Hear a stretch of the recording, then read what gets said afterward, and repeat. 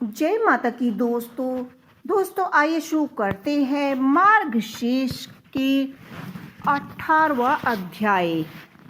एक संत बरसाना में रहते थे और रोज सुबह उठकर यमुना जी में स्नान करके राधा जी के दर्शन करने आया करते थे। यह नियम हर रोज का था। जब तक राधा रानी के दर्शन नहीं कर लेते थे तब तक जल ग्रहण नहीं करते थे। दर्शन करते करते करीब उनकी उम्र 80 वर्ष की हो गई। अब सुबह उठे, यमुना जी के स्नान किए और राधा रानी के दर्शन करके चले गए। मंदिर के पाट खुले और दर्शन करने लगे। दर्शन करते करते संत जी के मन में आया कि मुझे राधा रानी के दर्शन करते करते 80 वर्ष हो गए हैं, लेकिन मैंने राधा रानी को कोई वस्त्र नहीं चढ़ाया। लोग राधा रानी के लिए कोई नया नारियल लाता है और कोई बिंदी लाता है, कोई चूड़ी लाता है, कोई चुंदरी लाता है। मैंने तो कुछ नहीं चढ़ाया। यह विचार संत जी के मन में आया कि जब लोग मेरी राधा रानी के लिए कुछ ना कुछ लाते हैं तो मैं भी राधा रानी के लिए कुछ ना कुछ लाऊंगा।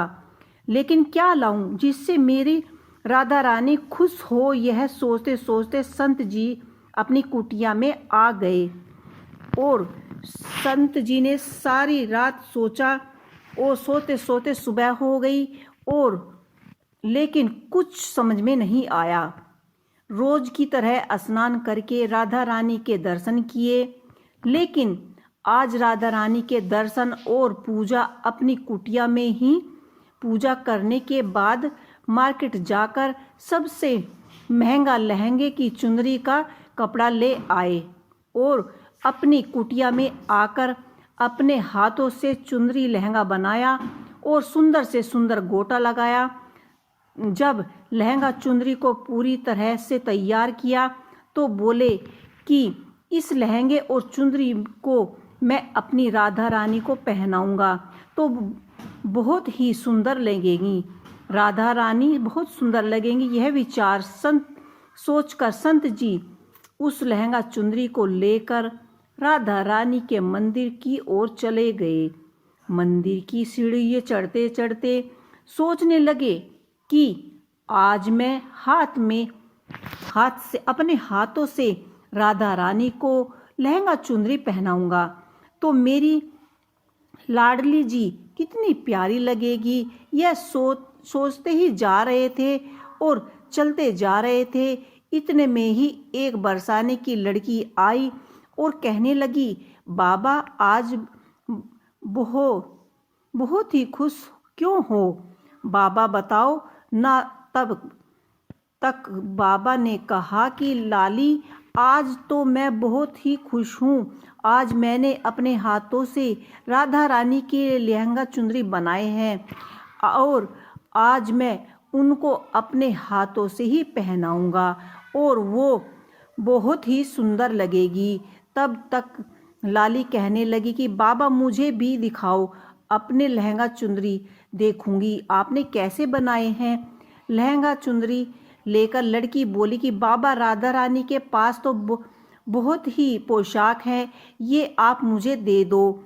तब संत बोले कि बेटी मैं तुमको बाजार से खरीदकर वह दे दूंगा, ये तो मैं अपनी राधा रानी को अपने हाथों से ही बनाए हैं और अपने हाथों से ही अपनी राधा रानी लाडली को पहनाऊंगा, तुम दूसरे ले लेना। लेकिन लड़की नहीं मानी और वह कहने लगी कि बाबा ये मुझे दे दो। लड़की संत जी का दुपट्टा पकड़कर खड़ी हो गई और लहंगा चुंदरी छीन कर ले गई।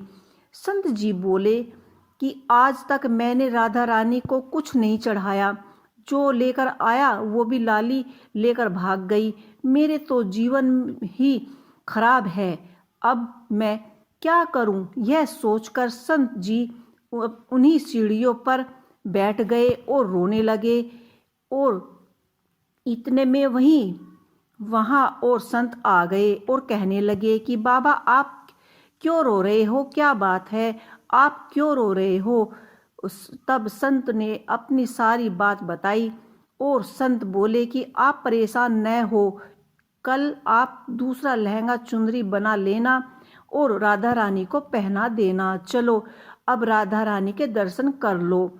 इस तरह संतों ने बहुत ही समझाया और राधा रानी के दर्शन करने के लिए चले गए। आंसू तो बंद हो गए, लेकिन मन बहुत ही खराब था, क्योंकि उनकी कामना जो पूरी नहीं हुई।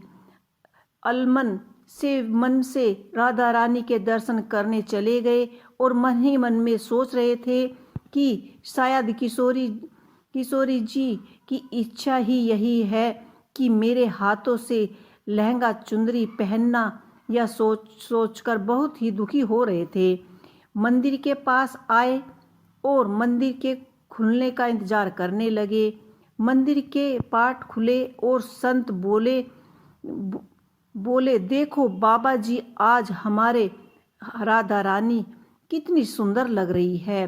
बाबा ने सार उठाया कर देखा तो जो बाबा ने राधा रानी के लिए लहंगा चुंदरी लेकर आए थे, वह लहंगा चुंदरी आज राधा रानी ने पहने हुए थे और मन ही मन में मुस्कुराने लगे कि राधा रानी, आपने इतना सब्र नहीं हुआ कि आप मेरे हाथों से यह पोशाक पहने।